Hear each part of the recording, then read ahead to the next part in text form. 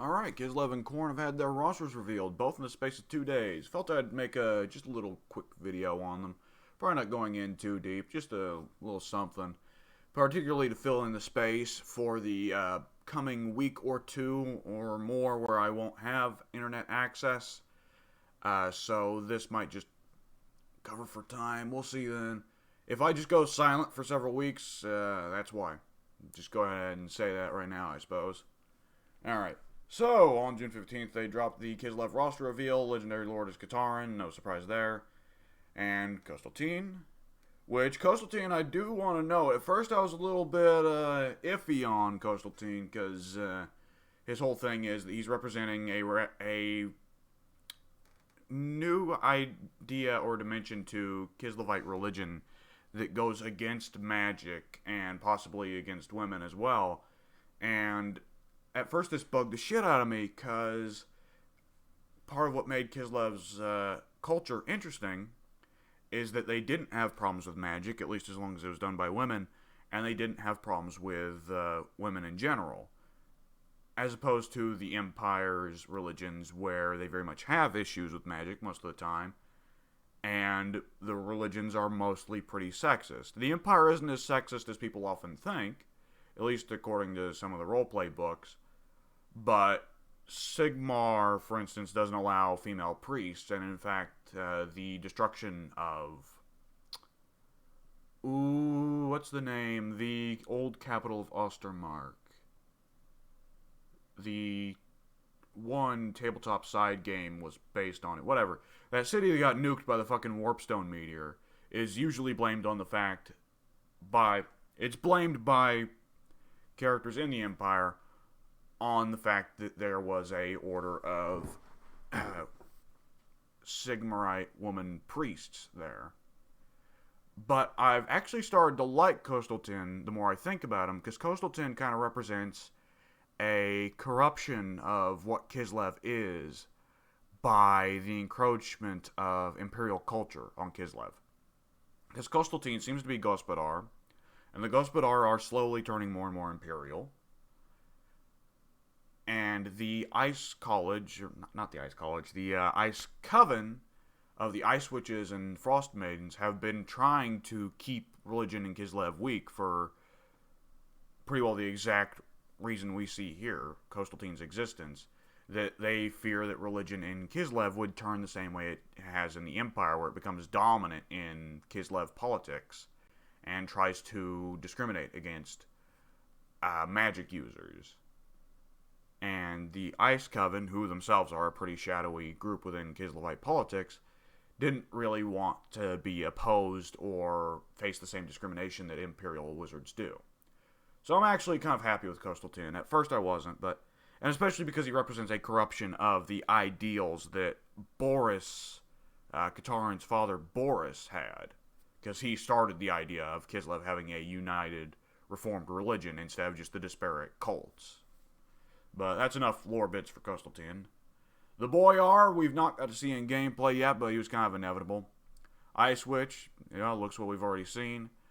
The Frost Maiden here, hero level Frost Maiden. I think the Frost Maidens are cool. I like that she's got a smaller hat than the Ice Witch, because that's the classic Warhammer thing. Bigger hat, superior lord. And the Patriarch. The Patriarch we've already seen as well in the Battle of the Brass Citadel. However, these are the only two heroes Kislev gets. Kislev does not get a beat stick lord like most races do. Some people think that they're being saved for DLC. I think it's more likely that Kislev just outright won't get a beat stick hero. They won't get a captain of Kislev. They won't get Druzina or any of that. I think that that is the case because I think Creative Assembly wants to avoid having the races play too similarly. They want to avoid them having too similar of army lists. But on Tabletop, Games Workshop had a tendency to just give every single race a beat stick lord.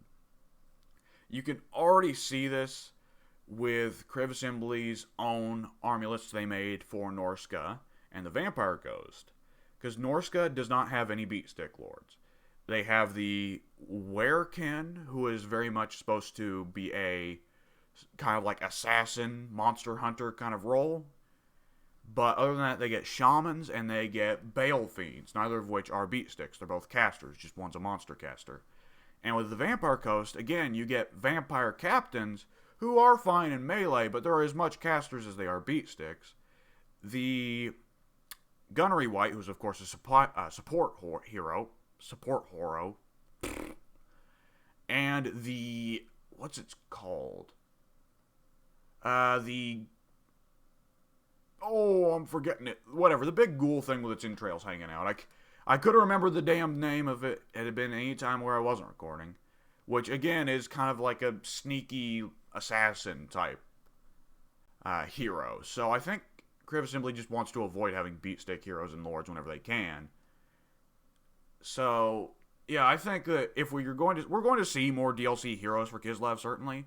But I think if we're going to see anything, we'll probably see a, like, Ungol Nomad hero who's focused on skirmishing. You know, something comparable to, like, a Wood Elf Waystalker.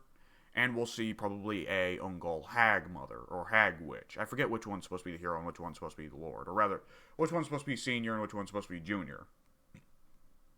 God damn it. Okay, there we go. So, Kossars, pretty well expected. Streltsy, never were part of, like, the 6th edition Kislev army list, but, again, to be expected. We already saw these guys in the Battle of the Brass Citadel. Ice Guard, we get to see here. We do get the whole thing confirmed of halberds versus dual blades. That's nice. It is interesting that the Ice Guard seem to be the only armor-piercing anti-large option that Kislev gets, at least for now. So it's going to kind of be demanded that the player take them. Though, until the DLC comes, Kislev is probably going to be pretty well entirely Gospodar focused. So the Ice Guard aren't going to be too out of the ordinary, I suppose. The armored Kossars were a big surprise to me. So it was a question going around for a while of how there seemed to be Tsar Guard without capes and Tsar Guard with capes. And it was a question that I and several others had was, is there a difference? And it turns out, yes, there was. I was actually surprised by that, because I figured it would just be a trailer thing, right? Because sometimes the units have visuals changed about them in trailers, either because they just want to have something that looks a little different, looks a little better for the movie-like visuals of the trailers, or because things change over development. We'll talk more about that later. But the Armored Kossars are actually a very interesting idea to me, because they are a further extension of Kislev's super focus on hybrid infantry. The Armored Kossars are not just armored archers, which they could have just gone with high elf armored archers again here, I guess, but thankfully they didn't. They're actually quite different. Instead of packing a bow and axe, they pack a pistol and axe and shield. So these guys are probably, until you get Tsar Guard, going to be your main front line. The pistol is not going to pack much of a punch. It's not going to pack many shots. You're probably going to set up a checkerboard formation with Kislev most of the time. I've got a video talking about gunpowder formations, and it somehow got 1,600 views. I don't understand how. I don't understand YouTube. And these guys will probably be the front checkerboard spaces on your checkerboard. And if you play a lot of Vampire Coast, you'll probably be using it. You probably use a similar strategy already, with deckhands with pistols in the front ranks and deckhands with handguns in the back ranks. So we're going to see that again. Armored Kossars in your front ranks with the pistol and axe and shield. They'll hold the line for a bit longer. The shield will allow them to stand up to missile fire from the opposing army, while Kossars and Streltsy in the back do the real killing. Then there's the pistol and great mace, so we've got a solid armor-piercing option. Kislev's got a lot of very solid armor-piercing, which isn't surprising for guys who are going to be going up against Chaos for most of the game.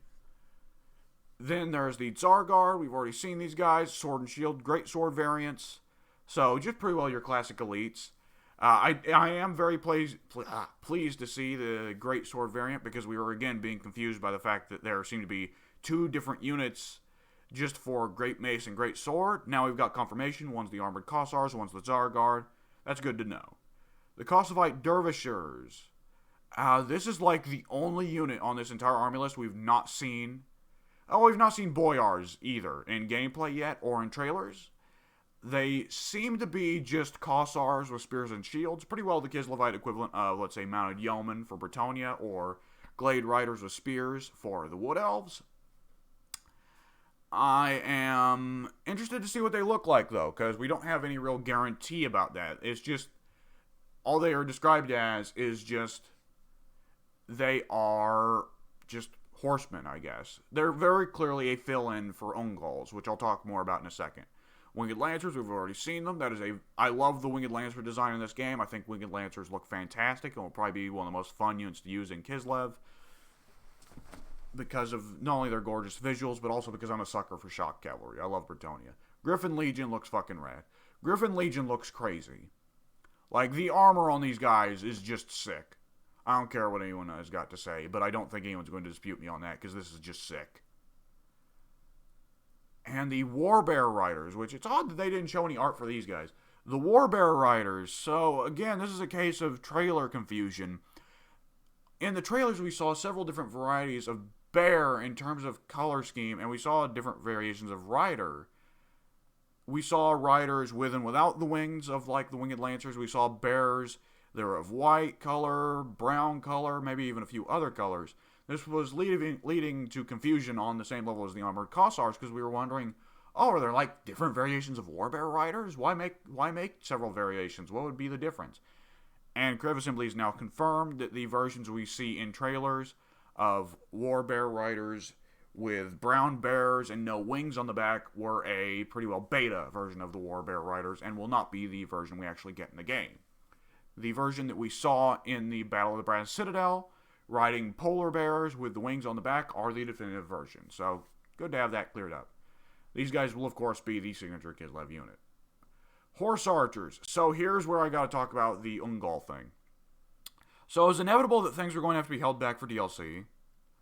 But the beautiful thing about Cathay and Kislev being pretty well entirely made up was that when things got held back for DLC, we wouldn't even know.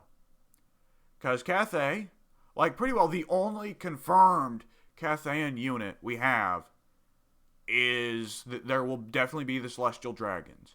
And there's no way they're not going to be there on launch. So while Cathay will have units, it's not so much being held back, I guess, as so much as just being made up for new DLC. But we won't even notice, you know? Because Cathay's roster at launch will be Cathay's roster. And all the Lord packs that Cathay gets will be new additions, rather than filling out the remainder of the roster that was left empty, missing, right? Kislev, for the most part, has been along those same bounds. There's only been one missing unit, which is Ungol Horse Archers. And instead we've just got generic Horse Archers, with nothing else to qualify the name. It's a bit strange. Now, the Horse Archers that we see are very clearly mounted Kossars, and the Dervishes will probably be the same. But it's interesting to see them from a lore perspective, because there is a whole thing in the Realm of the Ice Queen lore book, or rather the role-playing book, where it's noted that the rotas of Ungol Horse Archers and Gospodar Winged Lancers are a bit more independent from Katarin and the general central authority of Kislev. And they're fiercely independent about that fact. And Katarin does not like that. So she has been trying to push to have regiments made of Kossar cavalry that are loyal to her and only her. This is presented as a conflict in the Realm of the Ice Queen role-playing book. And the fact that we see mounted Kossars here, like, I'm curious if this is kind of like a symbol of the conflict in Kislevite society between Katarin trying to decentralize power more so, versus the more independent Ungol Horse Archers and Gospodar Winged Lancers. I don't think we'll see too much of it brought up in, say, gameplay, but nonetheless, I do think this is a solid way to handle covering for the Ungols until they get added in DLC. And the Ungols were a solid option to hold for DLC. While the Gospodar Ungol cultural divide is one of the most important aspects of Kislevite lore, and I'm sad it won't be there at launch, I do think giving Ungols the love of a Lord pack is a smart choice that will make them more distinctive from the Gospodar units who we get in the core roster. And I do think that it's pretty well guaranteed that one of the Lord packs will be Ungols. There have been some people thinking, oh, well, Ungols have been retconned out of existence. No, that's not how it's going to go. The Ungols were just a very obvious candidate for a Lord pack. And we'll very much see that, not only with Ungol Horse Archers, but more than likely we'll see Lord and Hero variations of the Hag Witches and Hag Mothers. And the other general prediction a lot of people have, which I am inclined to agree with, for Ungol units that they could do beyond that are the various spirits that the hag mothers and hag witches try to appease, which would be a very obvious way of just doing good, solid, old-fashioned Slavic mythology present in the game, which would be very more Slavic of Kislev, because that's always the question with Kislev, is like, there's a lot of fantasy to Kislev that's just made up stuff, like war bear riders, but there's also the question, Warhammer fantasy is as much a alternate history as it is fantasy. The Empire is fantasy Germany, Britannia is fantasy France, Cathay is fantasy China, and Kislev is fantasy Russia and Poland. So there's always that question of like trying to maintain the Slavicness of Kislev. I think there would also be potential for, let's say, Ungol war wagons. But speaking of war wagons, there's the war sleds, which are the attempt by Games Workshop of spicing up the war wagons. Because war wagons were one of the only Kislevite units we really had on the tabletop, way back in like 6th edition thereabouts, or War Master. Like, pretty well, in the tabletop, there were only like 5 or 6 out-and-out Kislev units. Kossars, Winged Lancers, Ungol Horse Archers, Griffin Legion, War Sleds. That was pretty much it. Or War Wagons. But now the Empire has War Wagons. So the question is, how do we make War Wagons different for Kislev than they are from the Empire? To which the answer evidently was War Sleds. Now, there's a lot of people pissed about the War Sleds, because there are 2 things to be pissed about with the War Sleds. And I am just lumping light and heavy war sleds here to talk about them. But either which way, the things people are pissy about is the fact that the sleds are mounted on magical ice crystals instead of like a traditional sled with rails. And it's drawn by bears instead of horses. Now, the being drawn on ice thing, I think, is a bit weird visually. And Creative Assembly is definitely going to have to do some work to make it look a little bit better, because it does look a bit funky right now. But I don't have an issue with them being drawn on massive amounts of ice like that, because it looks a little strange if you're used to the Empire or Britannia, where magic is used a lot more sparingly. But in Kislev, the ice witches are respected and beloved and looked at as the core of Kislevite society. The Ice Witches are by and large what have kept Kislev safe from the predations of chaos for millennia. And the Ice Witches are generally seem to be a bit stronger than the Damsels and Prophetesses of Britannia or the Battle Wizards of the Empire. Katarin is probably the strongest human wizard in the Warhammer world who doesn't worship Tzeentch, at least, as she is able to maintain an entire building made out of ice magic at pretty well all times. That's crazy. So the idea of Kislevite Ice Witches being able to maintain the ice under the war sleds is not too crazy to me. Being drawn by bears, I think, does take away from some of it. Steals the thunder, I think, of warbear riders a little bit, and I do think that is sad. But at the same time, they look fucking cool drawing the sleds. And it feels very Kislev in general to have the war sleds, because the war wagons were always a Kislev thing, the war bears were always a Kislev thing, though a lot rarer on tabletop, certainly. So you just look at the unit, especially the heavy war sleds, because the heavy war sleds even have wings on the back from Winged Lancers, and you just look at the unit, and it just bleeds Kislev, it just screams Kislev. And I like that a lot. The Snow Leopard. Okay, so the Snow Leopard, this is a weird one. I'm not sure what to make of this thing. The Snow Leopard is a single unit, a single entity unit, which is very much a surprise. They are very definitely going to be a remodel of the War Lions of Krace. But the fact that they are just a single entity unit, I understand that Creative Assembly is doing that to make sure that the Snow Leopards are different from the War Lions, but still strange because the War Lions are comparable to, let's say, bigger, meaner versions of Warhounds. Comparable to, like, Razor Gore herds for the Beastmen, right? But the Snow Leopard is a single entity. So it doesn't seem as well suited to just going after archers or artillery crews, because since it's only a single unit, it's going to take a single entity, it's going to take them a bit longer to run them all down. Now, with that said, I love cats. The Snow Leopard looks cute, and I love it a lot. I'm very interested to see how it works out, because since it's a single unit, a single entity unit, it might be better suited to running down lords and heroes. And there's no guarantee that it will be not super efficient at running down artillery crews and archers. As a matter of fact, I may be thinking of the Snow Leopard too reductively. Nonetheless, it does look like it's about the same size as War Lions of Krace, so it's going to be very strange to see in action like that. We're also kind of seeing these guys probably as a setup for the saber-tooth, I forget what they're called. But the ogres also have saber-toothed tigers that they keep as war beasts. Cute little kitties, and goddamn, I love the Ogre Kingdoms, and I'm very hyped up to see them as the inevitable first campaign pack, the Tomb Kings of Warhammer 3.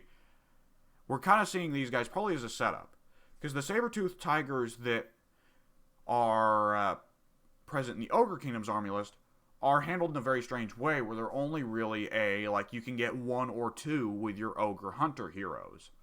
And Kriv simply isn't going to do that, because heroes and lords in Total War do not get, kind of supporting regiments like that. They don't get additional entities to their unit. It's just a single entity unit of a hero or lord with their mount, usually. So this is probably an early attempt at testing the waters for doing the saber-tooths that will come with the Ogre Kingdoms. And the final unit not the final unit. The Elemental Bear, I don't have much to say about it. The Elemental Bear I thought was a little goofy when I first saw it, because I was like, what the fuck? Holy shit, why does Kislev have a big monster? Why is there a giant bear? This makes no sense. And the initial assumption was that these would be the Ice Bear. The Ice Bear is mentioned in just like a passing side note in the Realm of the Ice Queen role-playing book. I didn't even notice it on my own read-through of the role-playing army book, but it is apparently there, and it's just a big Ice Bear. But the Elemental Bear is not the Ice Bear. It is something else entirely, and it's something that I am actually really in love with now that I know the lore of it, which is that the Kislevites have always believed that they are fighting on the side of their land. You know, Kislev is land, land is Kislev, Kislev is people, people is Kislev, and other weird things that Katarin tends to say in broken Reichspiel, I guess. And the Elemental Bear is this idea taken very literally. The Kislevites evidently believe that the land is fighting for them so hard that the land is now literally fighting for them. It is getting up and beating motherfuckers to death and eating them. And that is awesome and hilarious. That is very much some Warhammer 40k orc nonsense. But that's the beautiful thing about fantasy, is that it applies to everyone. And, in Warhammer 40k, it's really only the orcs believe things and then it becomes true. Warhammer Fantasy, anyone believes things and they become true. And it is very interesting to see that. I hope the Elemental Bear will be absurdly expensive, like Dread Saurian level expensive, because Kislev's army list is partly defined by their lack of monsters, similar to the dwarfs. And so the Elemental Bear should be ultra rare, like ultra fucking rare. The other thing I want to note about them is land. Kislev is land, land is Kislev, the land literally fighting for Kislev is an extension of the idea of the Ancient Widow, lore-wise, who also may or may not be the Chaos God of Law, Arianka, who is the patron of the Ice Witches and the Frost Maidens, and the Hag Witches and Hag Mothers, and pretty well all Kislevites altogether.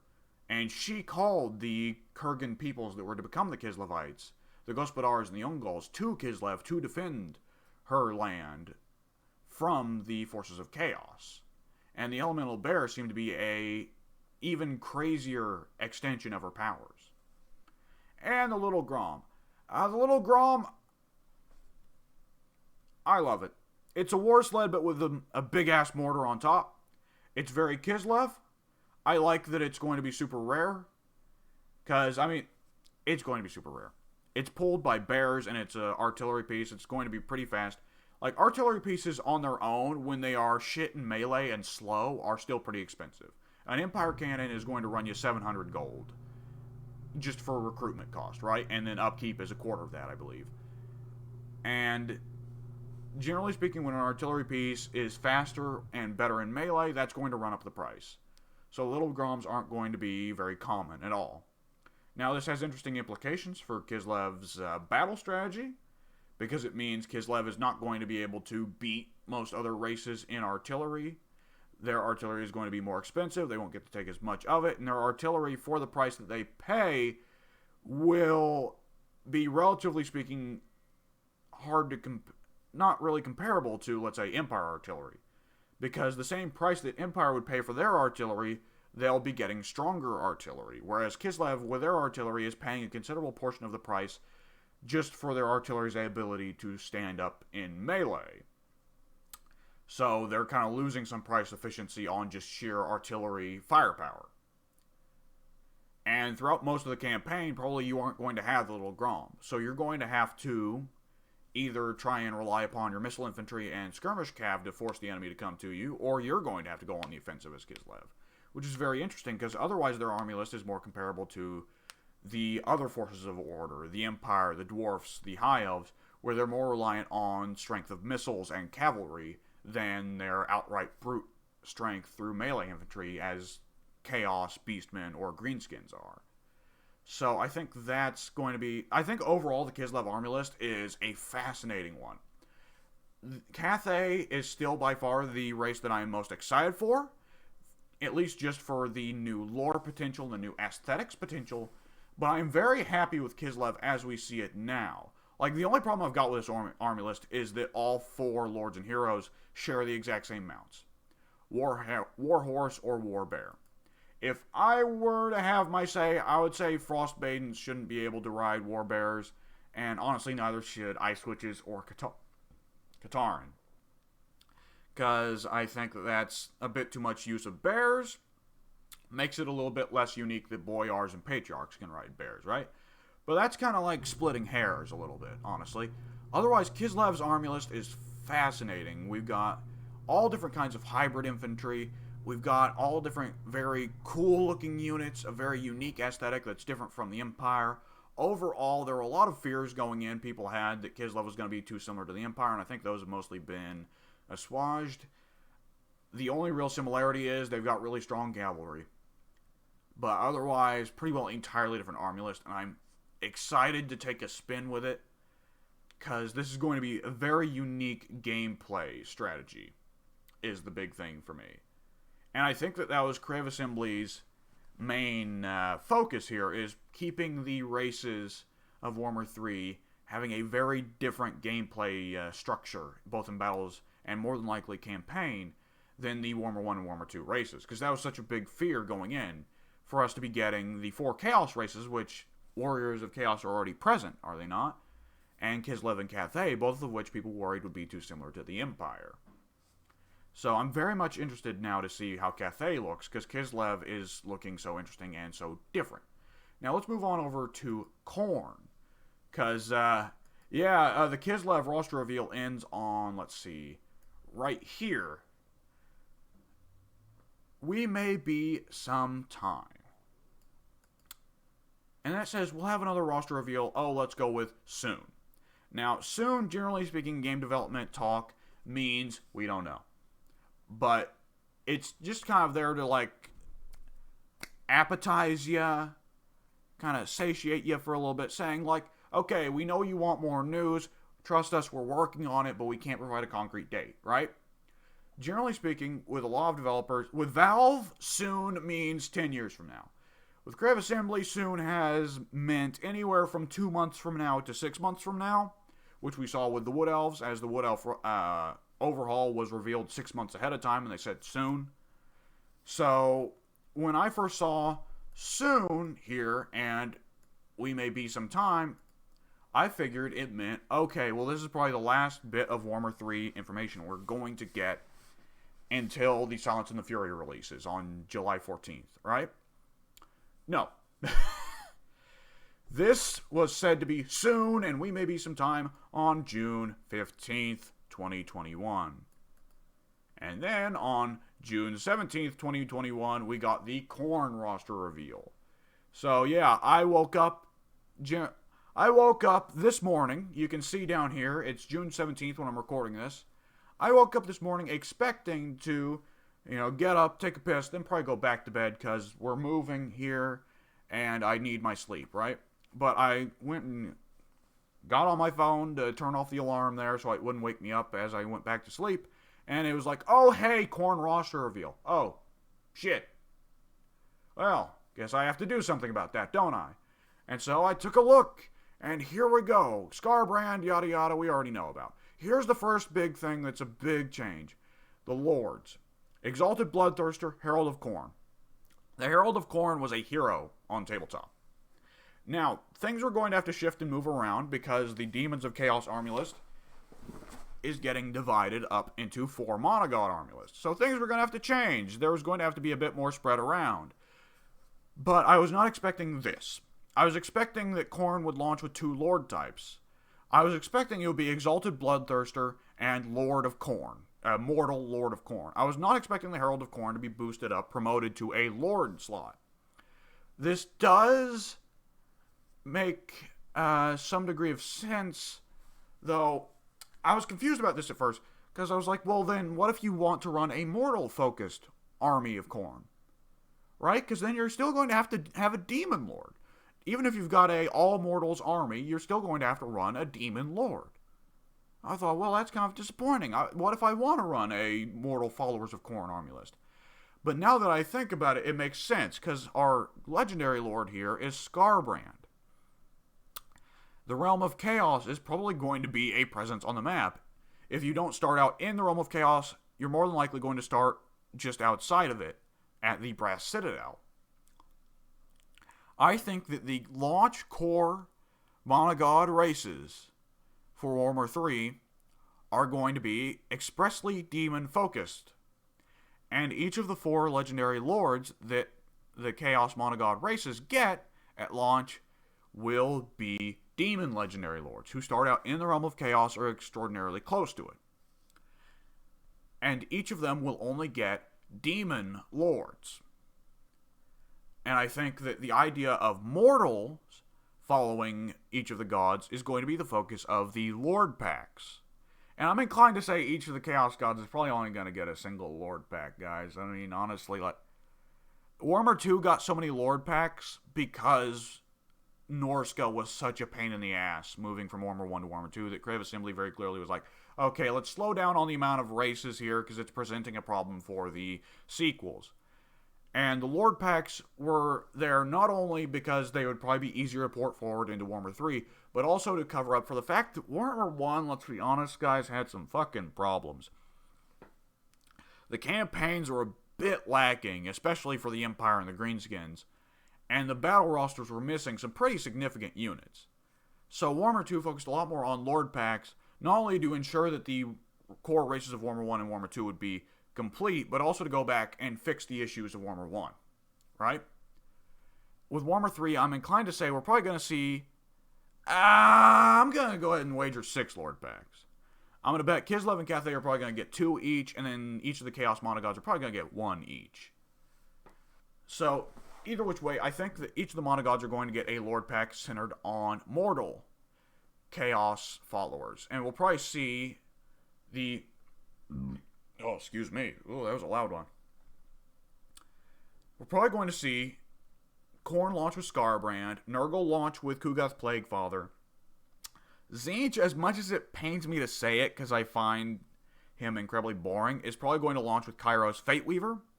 I think there are way cooler Tzeentch demons than Kairos Fateweaver, but it is what it is. And Slaanesh will launch with Nakari. Nakari will be the odd one out there because Scarbrand, Kugath, and Kairos all very much existed on the tabletop. Nakari did not.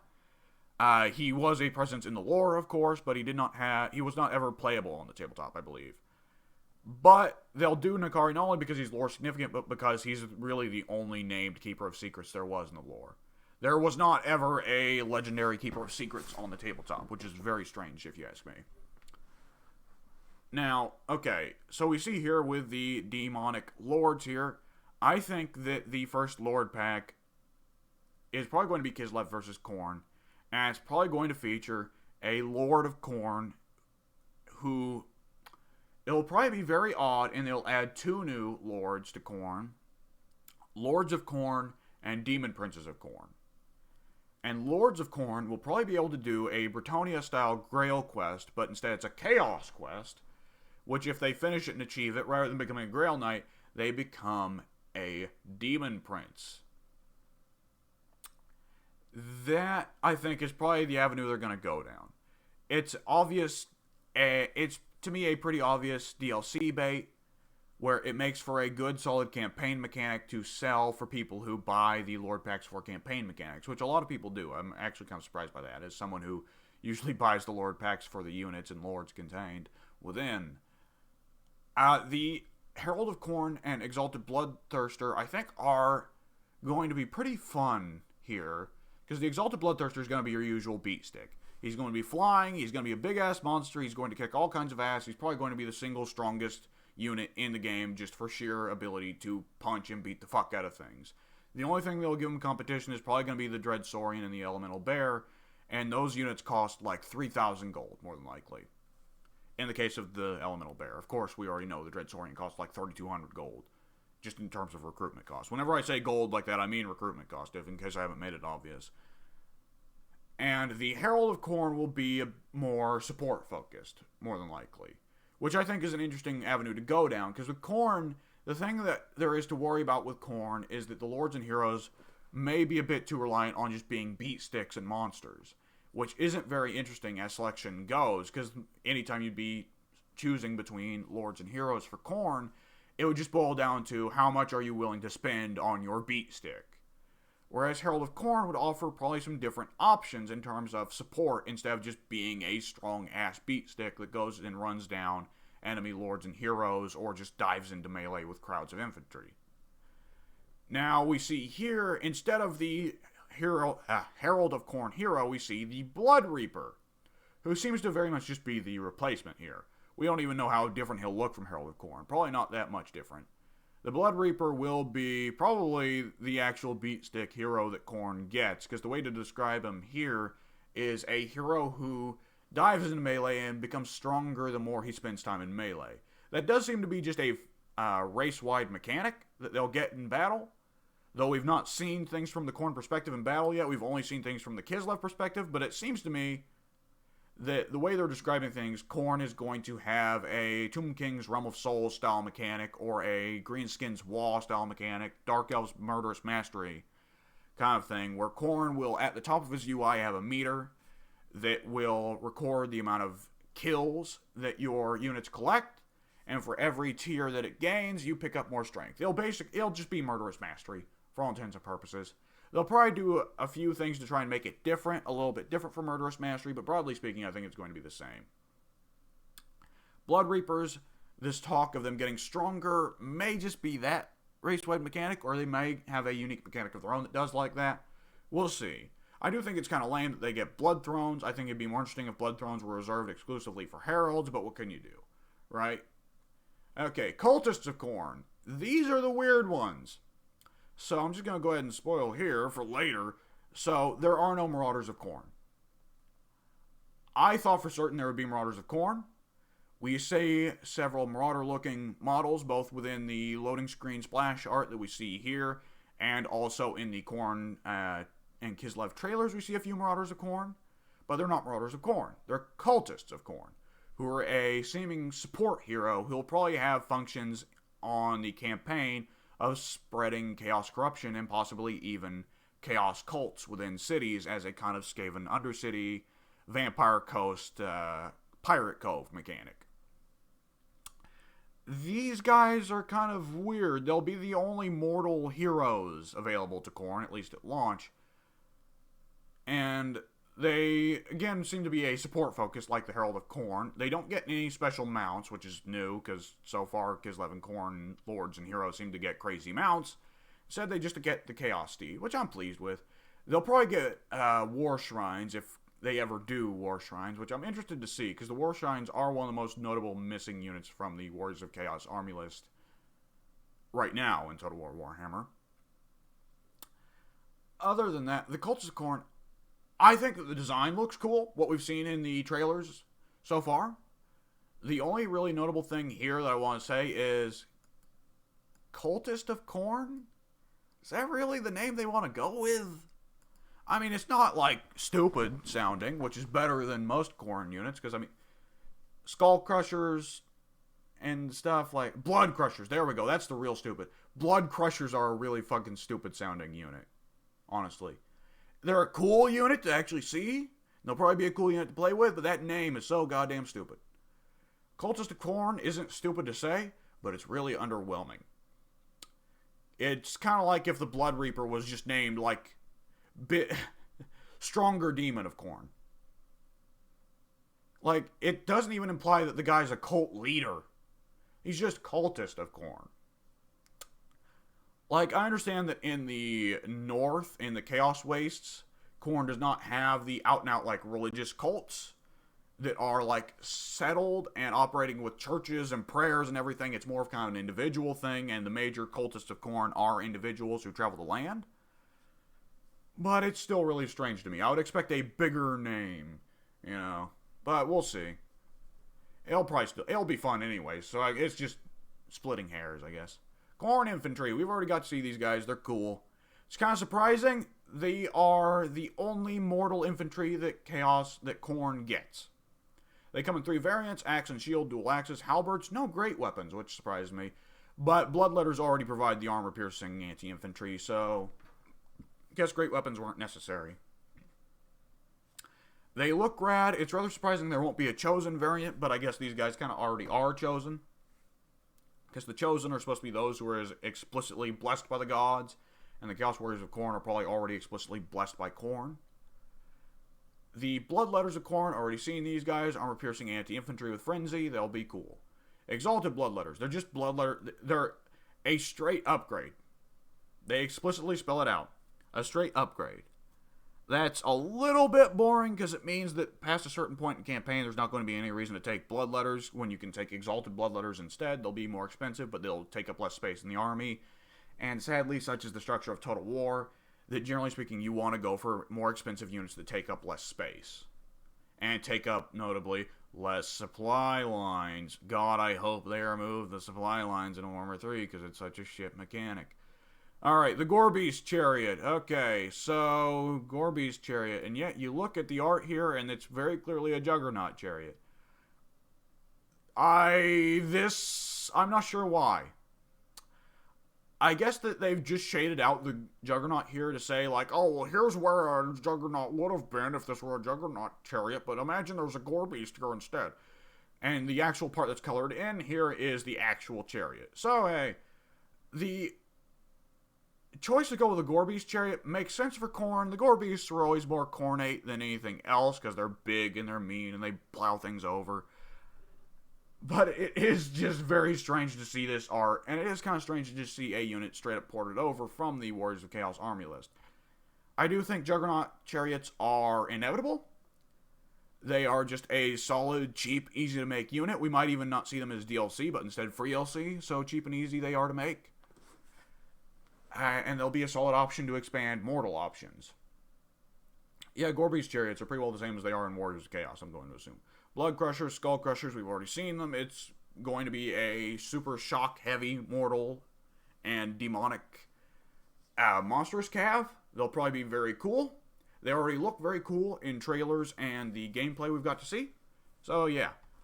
No Khornate Knights. That's kind of a surprise. Now, I think that the lack of Khornate Knights, the lack of Khornate Marauders, I think are both pretty great examples of Creative Assembly really trying to avoid having army lists be the same here. Not only are they trying to make each of the Chaos Monogod army lists different from each other, but also making them different from the Warriors of Chaos. I think Creative Assembly is very much trying to make that one of the big focuses here is to make the army list as different as possible. And I think that it's unfortunate that they've started with Khorne. I know that they had to start with Khorne because Khorne's the most iconic Chaos God. He is the one that when you see him, you're like, ah, Chaos. I know he's the one that is the most memed up. He is the one that is most well known to people who don't give a shit about Warhammer. Because everybody knows, you know, blood for the blood god, skulls for the skull throne. It's a meme within the nerd community, I suppose. And so they kind of had to start with him. At the same time, I think it's kind of unfortunate because Khorne was always bound to be the most generic and the most similar to the Warriors of Chaos army list. by sheer nature of the fact that the Warriors of Chaos Army List is very much about heavily armored units that hit hard. And the Khorne Army List had to fundamentally be heavily armored units that hit hard. And so it inevitably begs the complaints of, well, it's just Warriors of Chaos, but different. And it's not entirely wrong. I think DLC is probably going to differentiate Khorne a fair bit more. But I think Crev Assembly is all... I'll say more about the overall dint of the army list when we get to the end. Chaos Warhounds, they're pretty well the exact same as they are for the Norskins and the Beastmen and the Warriors of Chaos, yada yada. The Chaos Furies of Khorne, specifically getting the Mark of Khorne, which is kind of surprising to me. I don't know if Furies could take marks of the Chaos Gods on tabletop, because they're supposed to be like the bottom rung of Chaos Gods that the Chaos Gods don't even care about. And it is notable that they are the only undivided demons on tabletop. But nonetheless, they're here, they're dirt cheap, they fly, they're chaff. And I've actually got something to say about their role in the wider army list, but we'll get onto that at the end. Flesh Hounds, we saw them in the little highlight video. They were hidden throughout the trailers and gameplay, which is weird. Made a lot of people think that they weren't going to be in, or that Warhounds were supposed to be a replacement, which would of course be lame, but I doubted that would happen. They look cool. There we go. Chaos Spawn of Khorne. We've already seen these guys in some of the gameplay and some of the trailers. They are just Beastmen, Chaos Spawn, but reskinned to look more red. Some people are angry about that. I think if there's anywhere where they should save money, it should be Chaos Spawn, because most people don't even like them and don't even play with them anyways. I like Chaos Spawn. I think the Beastmen Chaos Spawn look cool.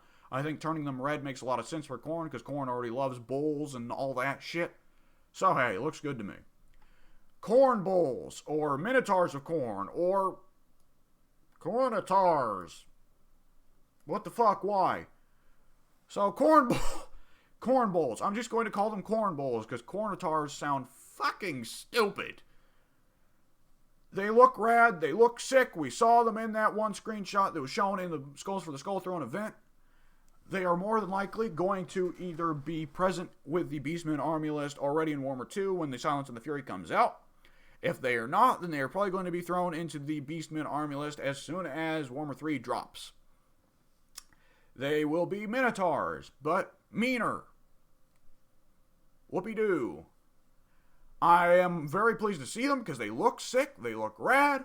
Minotaurs are one of the coolest goddamn units in the whole game. And it will be very much an encouragement to play Khorne, that you get Minotaurs, but you also get to play a settled faction, because I tend to hate playing Horde races, at least as of right now in Warhammer 2, where Horde races are renownedly quite bad in general. Maybe Creative Assembly will be able to turn Horde races around with the Silence and the Fury, or more specifically, they'll be able to turn the Beastmen around with the Horde and the Fury. Silence and the Fury, Horde and the Fury. And in which case, hey, it'll be fun. But nonetheless, it'll be cool to have Minotaurs in an army list other than the Beastmen, so I don't have to play a Horde race when I want to play with Minotaurs. Ideally, they just make Beastmen more fun so that I actually want to play them. And then there's this goddamn thing. The fucking Soul Grinder. Okay, so the Soul Grinder was inevitable. It was part of the 8th edition Demons army list. It was going to happen at some point just because Creative Assembly is trying to be as accurate to 8th edition as possible, outside of a couple things like making Morathi a Slaanesh cultist again, because honestly, Morathi being a Slaanesh cultist was cool and interesting, so bring that back, But with the Soul Grinders here, it was just an obvious option to give all 4 races a monster option and still be accurate to the 8th edition tabletop. With that said, goddamn, this thing is the stupidest looking fucking thing. It is very blatantly a unit that was designed for 40k, and they just went, fuck it, throw it into fantasy as well. And it was stupid looking on tabletop, it'll probably be stupid looking in-game. Creative Assembly, I'm sure, I trust Creative Assembly. I trust Creative Assembly a lot more than other people seem to trust Creative Assembly. I trust Creative Assembly will try to make the Soul Grinder as not stupid as possible. But nonetheless, just from looking at the design here, this is very accurate to the tabletop, and the tabletop design was fucking stupid. I'm sure the unit will end up being cool in a very dumb sense, but it's Machinery is not out of place in Warhammer Fantasy, broadly speaking. The steam tank exists, but it's not this advanced. This is full-on fucking hydraulics running on goddamn oil. This is a combustion engine running on oil, gasoline here. And it's like, what the fuck? I'm glad it's there as a monster option. I'm glad it's there to fill out the remaining, all the Chaos Gods. I'm glad that Crib Assembly was able to save money on this so they could devote budget elsewhere. But just goddamn is it stupid. I'll still use it, because I use every unit in Total War Warhammer, except for vanilla corpse carts, because why? You know, the other corpse cart variants are just straight up better. But hey, the Bloodthirster. We already saw it. I don't know if I've said this on recording yet, but if I have, then I'll just repeat it. I think that one of the smartest choices Crib Assembly has made here is with the Exalted Greater Demons and the regular Greater Demons. Because the Greater Demons have allowed a lot of designs over the years. And there's been a lot of variation even within those designs. And I think the most signature unit of every Chaos Monogod army is inevitably going to be the Greater Demons. But if the Bloodthirster was only a Lord type, if the Great Unclean was only a Lord type, then you wouldn't be able to take full stacks of Bloodthirsters or full stacks of Great Unclean ones. And while I don't like doom stacking, a lot of people love doom stacking. And even though I don't like doom stacking, I'd still like to have like 3 Bloodthirsters to an army because that's really cool and very Khorne-like. So the decision to have the divide between Exalted Bloodthirsters who are Lords and regular Bloodthirsters who are just monsters that you can take take 19 per army if that rubs you right. I think that's a really cool idea, and it allows them to have differing designs for the Greater Demons and differing armaments for the Greater Demons, all of which I think are very smart ideas. And I think it already works out just in pure visuals, because we've got to see the Exalted Bloodthirster and the regular Bloodthirster variants in the Battle of the Brass Citadel. And the Exalted Bloodthirster is more your classic Bloodthirster design, who's done up in armor. He's got the axe in one hand, the whip in the other, right? That's the classic Bloodthirster design, and that's fine. I'm fine with that design. But the Bloodthirster that is not Exalted, I dig the hell out of. He is not done up in armor. He's shirtless. He's got fucking massive pecs, super muscular. He's got a big-ass giant axe.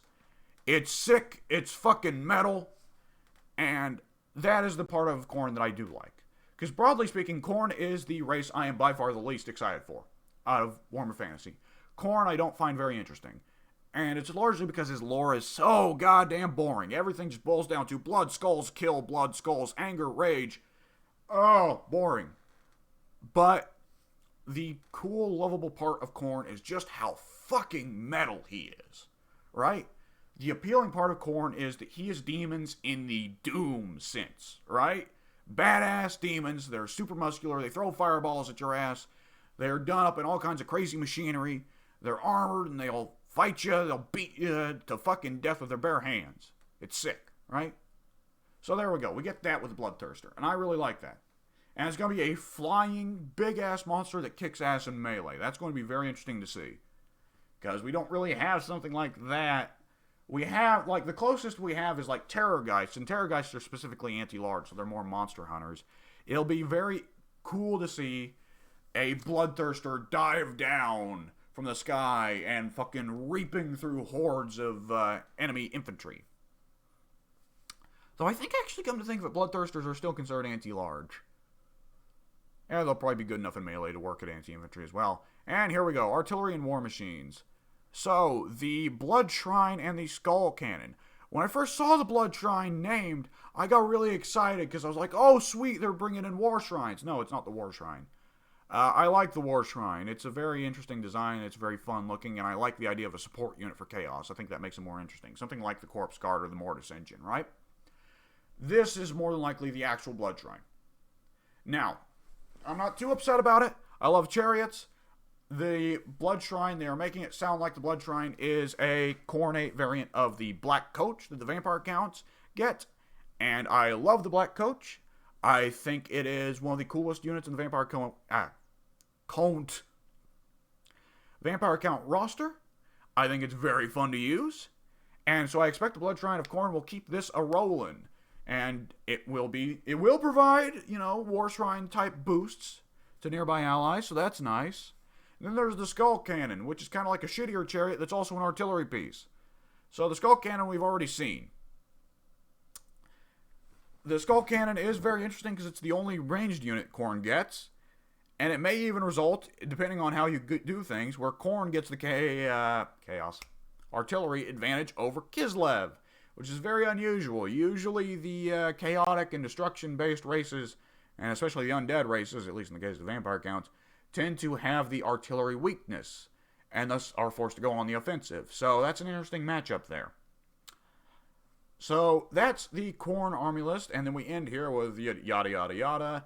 Oh, but what delights and mysteries.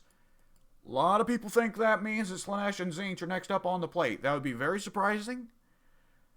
Because the assumption for a long time has been that Creative Assembly was going to basically structure the marketing of Total War Warhammer 3 in 3 arcs of Kislev versus Khorne, Nurgle versus Slaanesh, Cathay versus Tzeentch.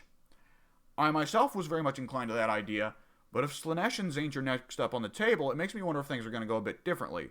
Now, Nurgle is, of course, a fan-beloved Chaos race. He's probably the most cult-like out of the gods, because, like, Khorne, Tzeentch, Slaanesh, they're all kind of like, you like them. There's a small minority that adores Khorne, adores Tzeentch, adores Slaanesh, but, you just kind of like them, whereas Nurgle fans are fucking Nurgle fans. And I say this as someone who loves Nurgle. So the fact that they're saving Nurgle for last out of the Chaos Gods winds up not becoming a surprise, because while Khorne is the most iconic, Nurgle is the one that Nurgle fans are the most dedicated to. So in the same way that Cathay is being saved up for last to build up anticipation because they're a whole new race that we have pretty well no idea what they're going to look like, Nurgle seemingly is being saved up for last to build up the anticipation for the most beloved of the Chaos Gods, though not necessarily the most popular or well-known. And even there, I don't think Nurgle and Cathay are going to be revealed at the same time. I'm going to bet that we're probably going to see a Tzeentch versus Slaanesh showdown for a few months after Silence and the Fury. I think that it's going to be radio silence for like the next week, probably. July 1st, we'll see the Silence and the Fury real trailer. Then on the following week, we'll see the actual full details of the roster and the campaign mechanics. And then on the 14th or 15th, I can't remember. Usually DLC from Creative Assembly releases on the 15th, but I could have swore it was the 14th. On the whenever the DLC will actually release. And from there, we will resume the hype cycle, and we will probably see the stuff talked about for Slaanesh and Tzeentch, apparently. But from there, I don't think we'll see Cathay versus Nurgle in a trailer. I think that Nurgle will probably be revealed beating on Kislev or Khorne or Slaanesh or Tzeentch. Because Cathay will probably be saved up for, like, the very end. Like, Cathay is definitely coming after the pre-order race, as trailers go and hype goes. But nonetheless, that's the Khorne army list. And overall, it's actually a lot more interesting than I was expecting. Well, this is a lot of what I was expecting here is it's Khorne. Armored, heavy-hitting infantry and monsters, right? With a few chariots and one piece of artillery. The surprise here is the lack of marauders and the lack of general cheaper units altogether. The cheap units, it seems, are only Warhounds and Furies. And Warhounds, generally speaking, are not going to be able to hold the line. Furies, we haven't got to see in action, but we're going to assume they probably can't hold the line either, because they'll probably just be Fellbats. Maybe slightly tougher than Fellbats, but probably not by much. So, for all intents and purposes, the real cheapest unit you can get as Khorne is going to be Chaos Warriors of Khorne, who are probably going to be a fair bit more expensive than the Chaos Warriors that are in the game right now, and a bare, bog standard Chaos Warrior in the game right now in Total War Warhammer 2 costs 700 gold at recruitment cost. Like, that's a pretty fucking expensive unit. Like, I don't think Chaos Warriors of Khorne will be as expensive as, say, Chosen. Because Chosen, I think, are still going to be better than any of the god-devoted warriors. Partly just because they are supported by all 4 gods, I guess. But nonetheless, Khorne warriors are probably going to run you a solid 800, 900 gold in recruitment cost. And a quarter of that in upkeep, which is going to be pretty fucking crazy for your bog standard units.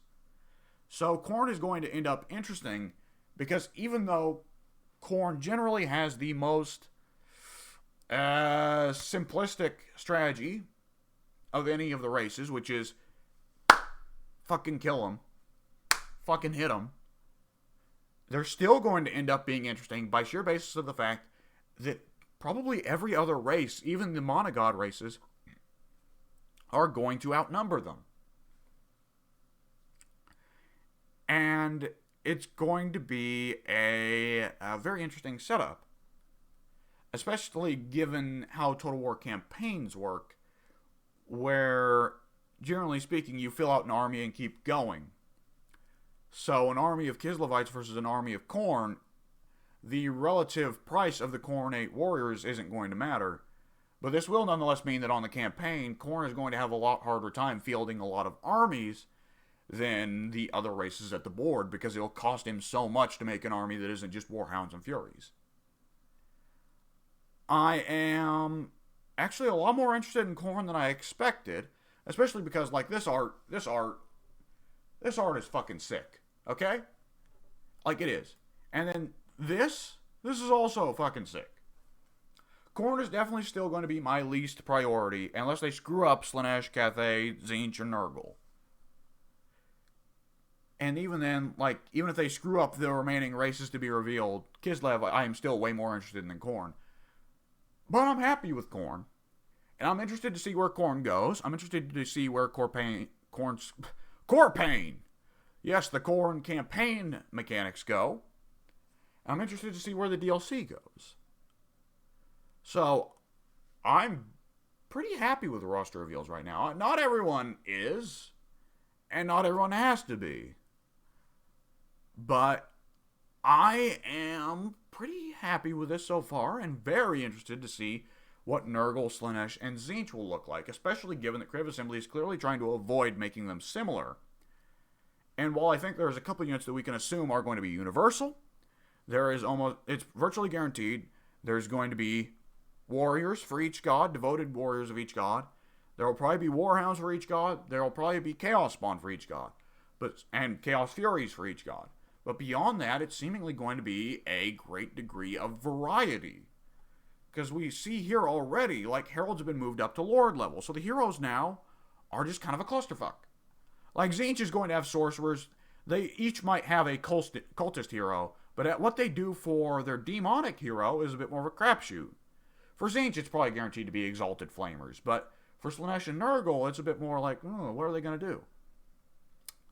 And, like, beyond that, like, they're each going to have their demons, of course. Like, we know that each is going to have their demons, but we don't know if they're all going to have chariots. They're probably not all going to have the Gorbeasts.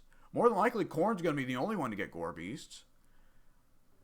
They are probably not each going to have Minotaurs. Minotaurs are probably going to be a Khorne-only thing.